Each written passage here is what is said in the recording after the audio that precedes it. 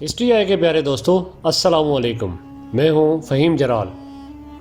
ناظرین گرامی، آج کل کچھ آڈیو لیکس کے حوالے سے بہت زیادہ چہم گوئیاں کی جا رہی ہیں کہ کچھ حکومتی آڈیو لیکس ڈارک ویب پر فروخت کے لیے پیش کر دی گئے ہیں۔ یہ سنتے ہی اکثر لوگوں کے ذہنوں میں یہ سوال پیدا ہوتا ہے کہ ڈارک ویب کیا چیز ہے؟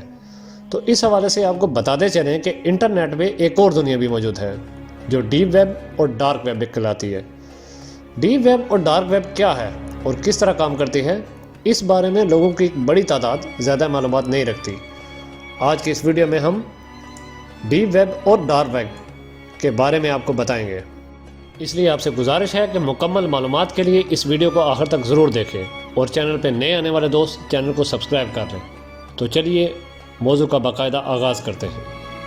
ناظرین گرامی، جو انٹرنیٹ ہم استعمال کرتے ہیں، اس میں کوئی بھی ویب سائٹ اوپن کرنے کے لیے 3 بار www لکھنا پڑتا ہے، جس کا مطلب ورلڈ وائڈ ویب ہے۔ اسے سرفیس ویب اور لائٹ ویب بھی کہا جاتا ہے۔ لیکن آپ کے لیے سب سے حیرت انگیز بات یہ ہوگی کہ دن رات استعمال کر کے جس انٹرنیٹ کو ہم ختم نہیں کر سکتے، یہ کل انٹرنیٹ کا صرف 4% ہے۔ باقی کا 95% انٹرنیٹ عام لوگوں کی آنکھوں سے اوجھل ہے۔ اب آپ کے ذہن میں یہ سوال پیدا ہوگا کہ یہ 95% انٹرنیٹ ہماری آنکھوں سے اوجھل کیوں ہے؟ ہم اسے کیوں نہیں دیکھ سکتے؟ اس اوجھل انٹرنیٹ کی عظیم دنیا میں کیا کیا چھپا ہوا ہے؟ عام لوگوں سے اسے کیوں چھپایا رہ جاتا ہے؟ وہاں کیا کیا جاتا ہے؟ تو آج کی اس ویڈیو میں ہم انہی حیران کن سوالات کے جوابات دینے والے ہیں۔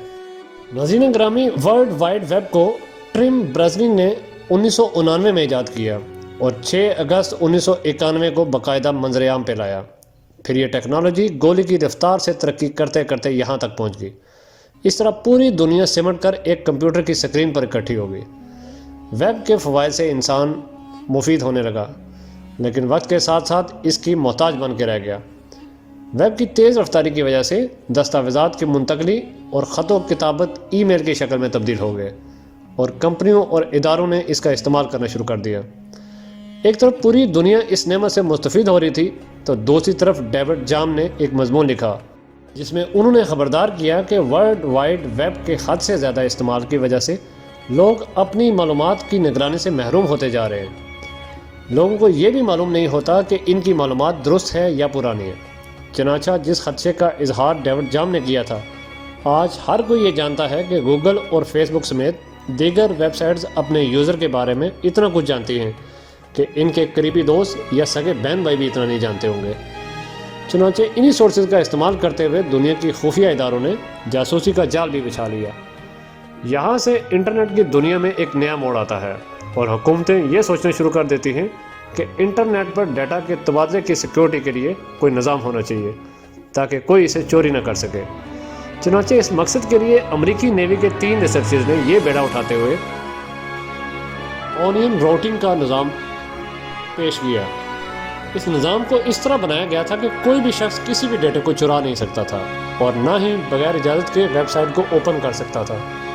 لیکن حیرت انگیز طور پر بڑی تبدیلی اس وقت آئی جب امریکی نیول ریسرچ لیبارٹری نے اس نظام کو اوپن سورس کر دیا، یعنی ہر کسی کو اس سے مستفید ہونے کی اجازت دے دی، جس کا نتیجہ یہ نکلا کہ دنیا بھر کے جرائم پیشہ لوگوں نے اس نظام کو اپنے گنونے جرائم کے لیے استعمال کرنا شروع کر دیا، اور اسی کا نام ڈارک ویب ہے۔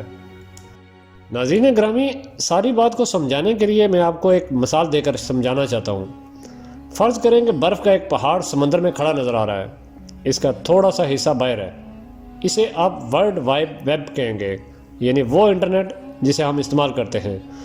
پھر ایک بڑا حصہ زیر آب نظر آ رہا ہے، اسے ڈیپ ویب کہا جاتا ہے۔ پھر اس سے بھی بڑا حصہ مزید نیچے گہرائی میں نظر آ رہا ہے، اسے ڈارک ویب کہا جاتا ہے۔ پھر ڈارک ویب میں ریڈ رومز ہوتے ہیں۔ بات یہیں پہ ختم نہیں ہوتی، بلکہ اس برف کے پہاڑ کے نیچے سے جو سمندر کی تہہ ہے اسے مریانہ ویب کہا جاتا ہے، جس تک رسائی دنیا کے اہم ممالک کی حکومتوں کی بھی نہیں ہے۔ دوستو، اب میں ویب کے ان 4 حصوں کی تھوڑی تھوڑی تشریح کر کے آپ کو سمجھانے کی کوشش کرتا ہوں۔ نمبر 1، ورلڈ وائڈ ویب وہ انٹرنیٹ ہے جسے ہم اپنے کمپیوٹر یا موبائل پہ استعمال کر سکتے ہیں اور اچھی طرح جانتے ہیں۔ یہ ٹوٹل انٹرنیٹ کا 4 یا 5% ہے۔ نمبر 2، اس سے نیچے ہے ڈیپ ویب۔ یہ انٹرنیٹ کا وہ حصہ ہوتا ہے جس تک رسائی صرف متعلقہ لوگوں کی ہوتی ہے۔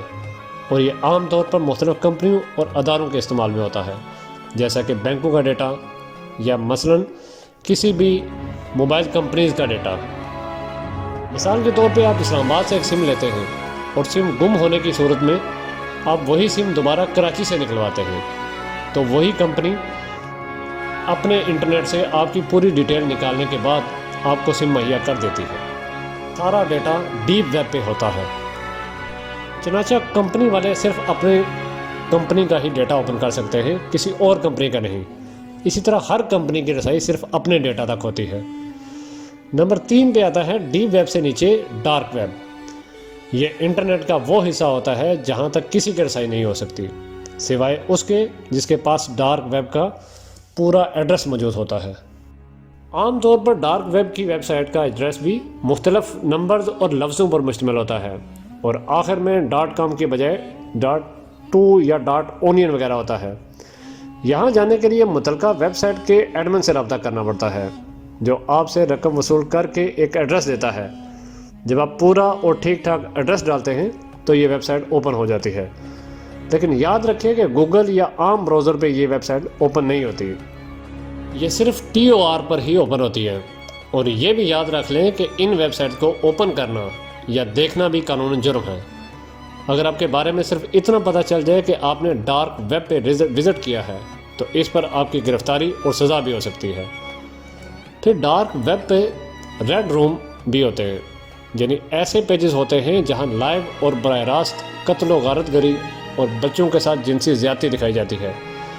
ایسے لوگ جن کے پاس پیسہ زیادہ ہوتا ہے اور ان کی فطرت مسخ ہو چکی ہوتی ہے، وہ اس طرح کے مناظر دیکھنے کے عادی ہوتے ہیں، چنانچہ وہ ان ریڈ رومز میں جاتے ہیں۔ وہاں پر ہر چیز کی بولی لگتی ہے، مثلا زیادتی دکھانے کے اتنے پیسے، پھر زندہ بچے کا ہاتھ کاٹنے کے اتنے پیسے، اس کی گردن کاٹنے کے اتنے پیسے، اور پھر اس کی کھال اتارنے کے اتنے پیسے وغیرہ وغیرہ۔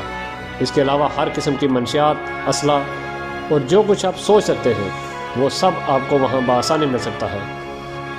یہاں تک کہ وہاں ریٹ لگے ہوتے ہیں کہ فلاں لیول کے آدمی کو قتل کرانے کے اتنے پیسے، مثلا صحافی کو قتل کرنے کے اتنے پیسے، وزیر کو قتل کرنے کے اتنے پیسے، 16 گریڈ کے افسر قتل کرنے کے اتنے پیسے وغیرہ وغیرہ۔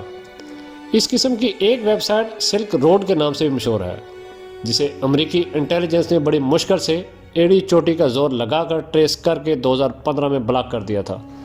نمبر 4 پہ آتی ہے مریانا ویبس۔ یہ انٹرنیٹ کی دنیا کا سب سے گہرا حصہ ہے۔ حقیقی دنیا میں سمندر کا سب سے گہرا حصہ مریانا ٹرنچ کہلاتا ہے، اس لیے اس کے نام پہ اس ویب کا نام بھی یہی رکھا گیا ہے۔ انٹرنیٹ کے اس حصے میں دنیا کے چند طاقتور حکومتوں کے راز رکھے ہوئے ہیں، جیسے کہ امریکہ، اسرائیل اور دیگر قوتیں وغیرہ۔ یہاں انٹری کسی کے پاس کی بات نہیں ہے، یہاں کوڈ ورڈ اور کیز کا استعمال ہوتا ہے۔ ایک سب سے اہم بات یہ بھی سن لیں کہ ڈارک ویب پہ جتنا کاروبار ہوتا ہے وہ بٹ کوئن میں ہوتا ہے۔ بٹ کوئن ایک ایسی کرنسی ہے جو کسی قانون اور ضابطے میں نہیں آتی اور نہ ہی ٹریس ہو سکتی ہے۔ کسی کے بارے میں یہ نہیں جانا جا سکتا کہ اس کے پاس کتنے بٹ کوئن ہیں۔ ڈارک ویب پہ اربوں خربوں ڈالر کا یہ غلیظ کاروبار ہوتا ہے۔ ناظرین گرامی، اب آخر میں اس سوال کا جواب جو اس سارے معاملے کو پڑھ کر آپ کے ذہن میں پیدا ہوا ہوگا کہ اس ویب پر پابندی ہی کیوں نہیں لگائی جا سکتی، تو بات یہ ہے کہ جیسے پستول یا کلاشنکوف ہم اپنی حفاظت یا سیکورٹی کے لیے بنا سکتے ہیں، چھری سبزی کاٹنے کے لیے بنائی جا سکتی ہے۔ اب اگر کوئی چھری اٹھا کر کسی کے پیٹ میں گھوم دے تو قصور چھری کا نہیں بلکہ اس کے استعمال کا ہے۔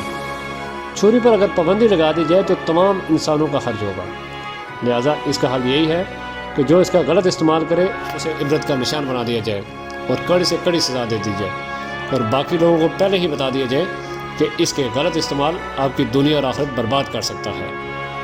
جی تو پیارے دوستو، یہ تھی ہماری آج کی ویڈیو۔ امید ہے ویڈیو آپ کو پسند آئی ہوگی۔